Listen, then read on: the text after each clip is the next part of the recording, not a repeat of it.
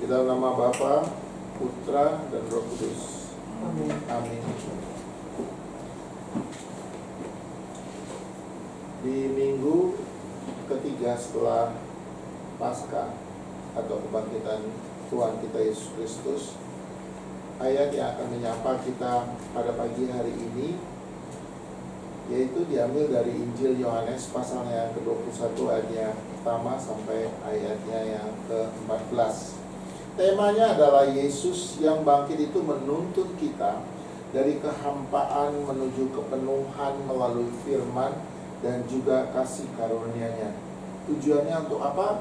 Adalah mengajak kita jemaat mempercayai penyertaan Kristus yang hidup, bahwa dalam kegagalan dan keletihan hidup kita sehari-hari Dia hadir. Jemaat atau yang dikasihi oleh Tuhan kita Yesus Kristus, pernahkah kita mengalami hal demikian? Kita mengerjakan dan tahu mengerjakan hal tersebut, dan itu sudah menjadi satu kebiasaan keseharian kita melakukan hal tersebut dengan terbaik, tetapi usaha yang kita lakukan ternyata sia-sia, atau apa yang kita lakukan itu tidak berhasil.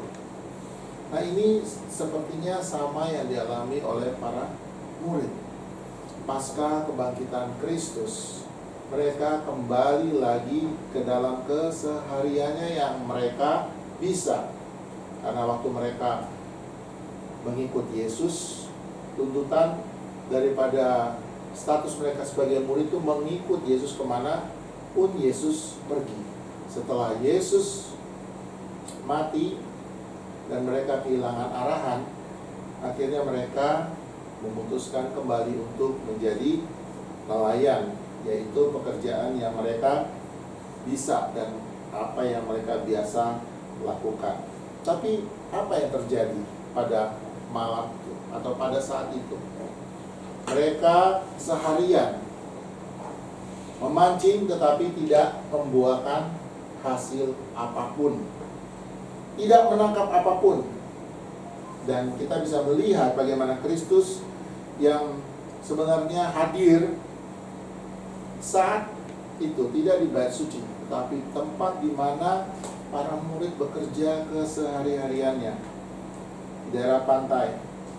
Dia menyapa, dia juga memberi, dan akhirnya juga mengutus. Setidaknya di dalam perikop ini ada 3 hal yang kita akan sama-sama pelajari tentang apa yang menjadi pesan untuk kita pada hari ini. Yang pertama adalah kegagalan yang akhirnya menuju terhadap suatu apa yang dinamakan pengenalan. Murid-murid kembali dalam pekerjaan lama mereka. Mereka memancing, tidak mendapat apapun, tapi itu bukan hanya soal sekedar ikan, ya, tetapi ini merupakan satu simbol kehidupan yang kita lakukan tanpa Kristus, tanpa melibatkan Kristus, penuh dengan kelelahan dan tanpa hasil. Nah, ini konteksnya bukan berarti mengikut Kristus pasti ada hasilnya. Hasilnya udah pasti, yaitu apa? Tinggal bersama dengan Dia di kerajaannya yang kekal. Dan itu sudah dijamin oleh Yesus sendiri. Nah, Yesus hadir hanya dengan satu perintah untuk mereka menjala.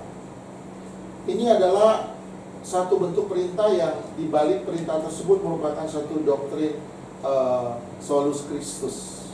Artinya apa? Solus Christus itu adalah hanya berpusat kepada Kristus, atau hanya melalui Kristus saja kita memperoleh berkat kita yang sejati, dan yang paling terutama adalah keselamatan kita. Tanpa Dia sia-sia semua usaha kita.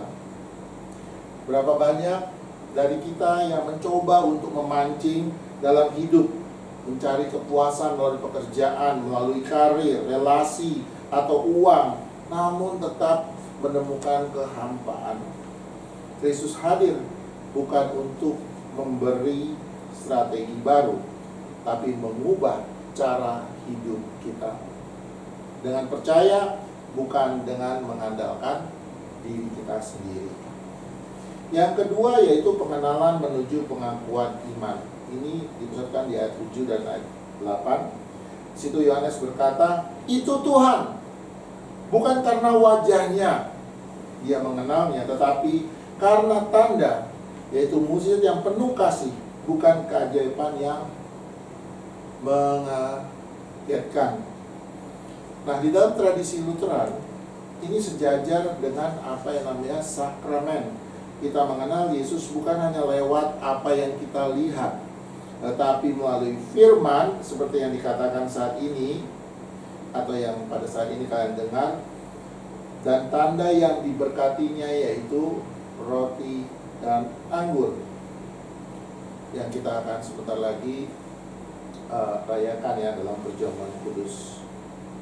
Kita mungkin tidak melihat Yesus secara fisik, tetapi melalui pemberitaan Injil dan sakramennya, kita berseru seperti Yohanes berseru, itu Tuhan. Yang ketiga, dari meja sarapan menuju misi baru.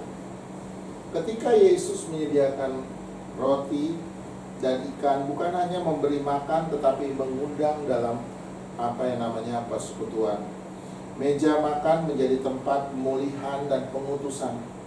Ini cerminan Ekaristi, liturgi Lutheran yang kita jalani, di mana Kristus yang bangkit memberi dirinya sebagai santapan rohani buat kita, agar kita selalu dikuatkan dan pergi untuk melayani Dia. Setiap kali kita datang ke altar Tuhan atau ke meja Tuhan, kita itu selalu dipulihkan. Bukan karena kita itu sebenarnya layak, tetapi karena kasih karunia Allah saja. Lalu seperti Petrus dan para murid, kita dipanggil kembali menjadi penjala manusia dengan kekuatan daripada Tuhan, bukan dari kekuatan diri kita sendiri. Di dalam Kristus yang bangkit, kegagalan berubah menjadi kesaksian, keraguan berubah menjadi pengakuan, dan kehampaan menjadi kelimpahan. Sebab oleh anugerahnya kita tahu itu adalah Tuhan. Brothers and sisters in Christ, as the theme for today, the risen Christ lead us from the emptiness to the fullness through His word and grace. And what is the purpose of this? It's really simple, just to encourage the believers to trust in the living Christ, who is present even daily struggles and failures. Dear brothers and sisters in Christ, have you ever felt that you know how to do something but end up lead to nothing? Like the disciple who fished all night and caught nothing. Today we'll see how the risen Christ show up. Not in a majestic temple, but on the shoreline, to call, to give, and to send. At least there are three things that we're going to learn from this passage. The first one, from the failure to recognition. This is from the verse 1 until 6. The disciples returned to their old profession. They fish all night, but the nets come up empty. This is not just a story about fish. It's a picture of life without Christ, full of striving, but void of fruit. Jesus appears, and with one command, the net are full. This is what we call Solus Christus. Solus Christus in action. Only through Christ do we receive true blessing. Only through Christ do we receive true blessing. Without Him, we cannot do nothing. And how we going to uh, put this into action or into the application. How many of us falling, trying to do our best, just like the disciples? They went fishing for success, for purposes, for joy, only to find emptiness. Jesus doesn't offer better techniques, but he offers himself. And the second is from the recognition to confession. This is verse 7 and 8. John, the beloved disciples, sees the miracle and declares, "It is God, it is the Lord." He didn't recognize Jesus by the face, but through the sign. The miracle done in love, not wrath. And in this Lutheran tradition, the mirror, the sacraments, we recognize Jesus not merely by sight, but through his word and blessed signs, like the bread and wine in the Holy Communion. We may not see Jesus physically, but through word and sacrament, just like John can carefully declare, "It is the Lord." And the last, from breakfast to commission. Jesus prepares bread and fish, not just to feed them physically, but to welcome them back to the fellowship. The breakfast table becomes a place of grace and renewal. This reflects the divine service in the Lutheran worship. The risen Christ with us, with himself, so we may be renewed and sent out. Every time we come to the Lord's table, just what that we're going to, we are not only forgiven, we are strengthened.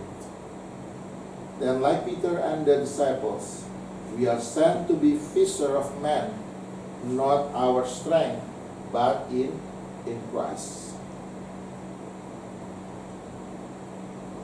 So in the risen Christ, our failure become testimony. Our doubt become confession. And our emptiness become abundance. By his grace, we too can say, "It is the Lord." In the name of the Father, and of the Son, and of the Holy Spirit.